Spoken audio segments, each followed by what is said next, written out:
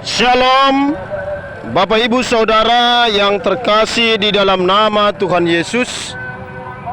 Sore hari ini kita akan kembali belajar satu bagian dari firman Tuhan yang akan menguatkan dan meneguhkan hati kita di dalam menjalani kehidupan kita hari lepas hari.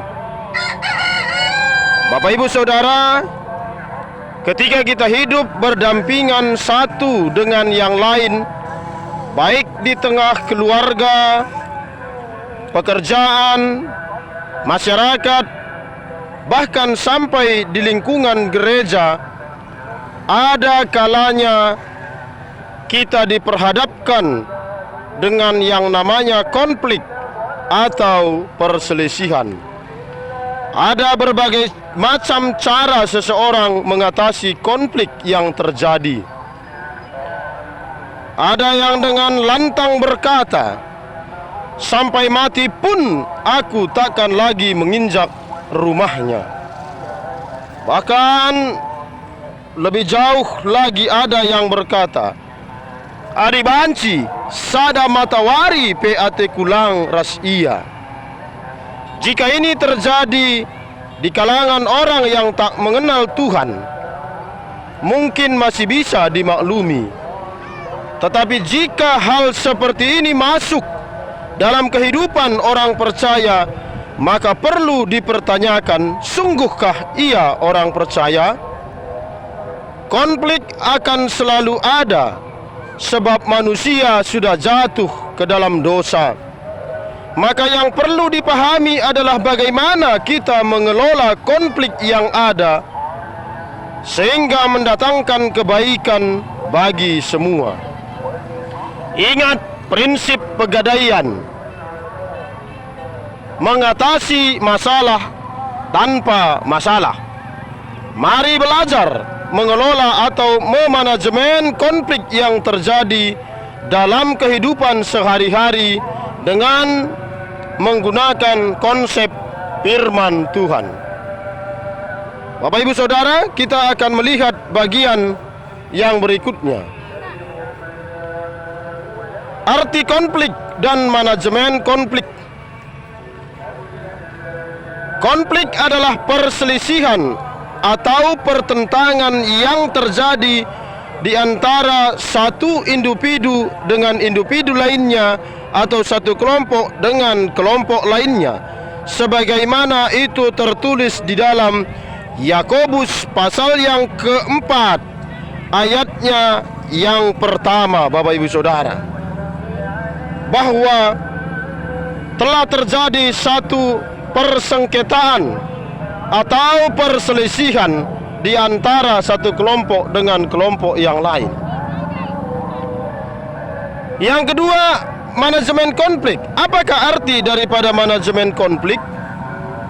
Manajemen konflik adalah suatu cara untuk mengelola masalah yang terjadi sehingga diperoleh suatu penyelesaian yang baik. Kita lihat bagian berikutnya. Penyebab terjadinya suatu konflik. Bapak Ibu Saudara, seperti yang dikatakan di dalam Yakobus pasal yang keempat ayat 1 bagian B, bahwa suatu konflik atau suatu perselisihan terjadi oleh karena hawa nafsu. Hawa nafsu atau keinginan daging.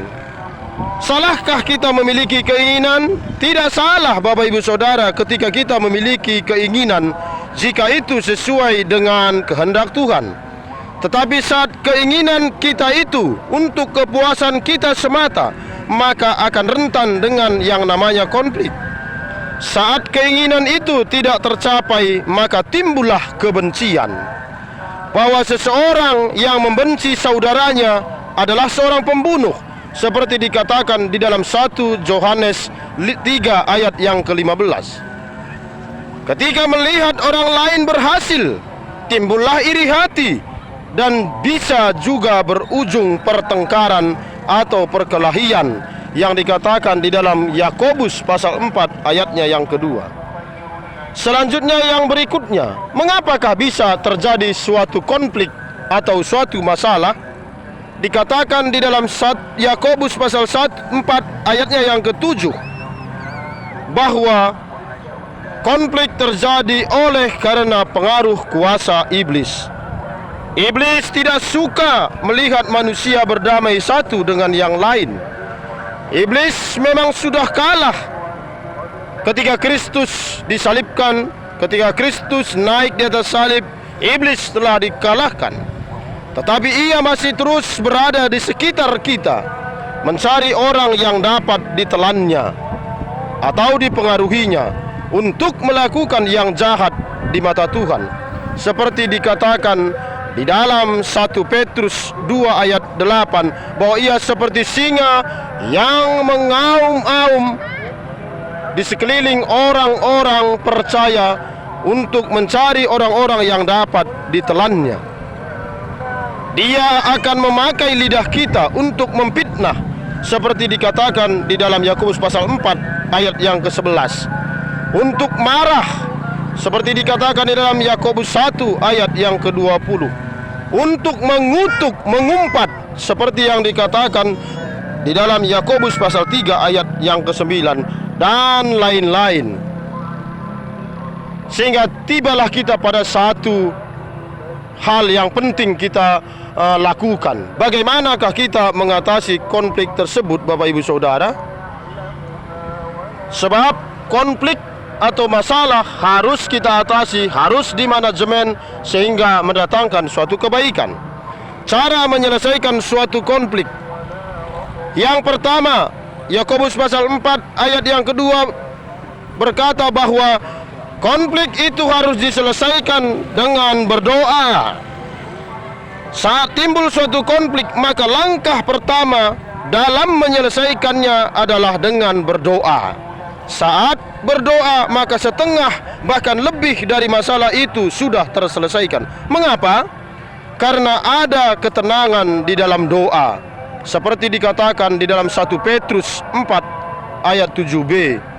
Orang yang tenang juga akan berpikir dengan jernih, sehingga masalah akan terselesaikan dengan baik. Tapi perlu diingat, janganlah kita sampai salah dalam berdoa. Ayat yang ketiga di dalam Yakobus pasal 4 ini. Karena salah berdoa takkan menghasilkan apapun, bahkan bisa mempersulit keadaan. Sebab kalau kita berkonflik dengan seseorang, kita doakan supaya orang tersebut mengalami sesuatu yang buruk, maka itulah sesuatu yang salah berdoa. Selanjutnya cara yang kedua, merendahkan hati.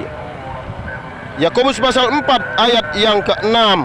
Bahkan di ayat yang ke-10 dikatakan merendahkan diri di hadapan Tuhan.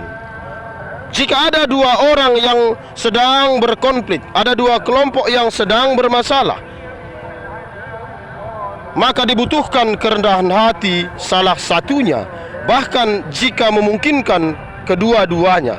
Jika masing-masing mempertahankan egonya, maka konflik tidak akan pernah selesai.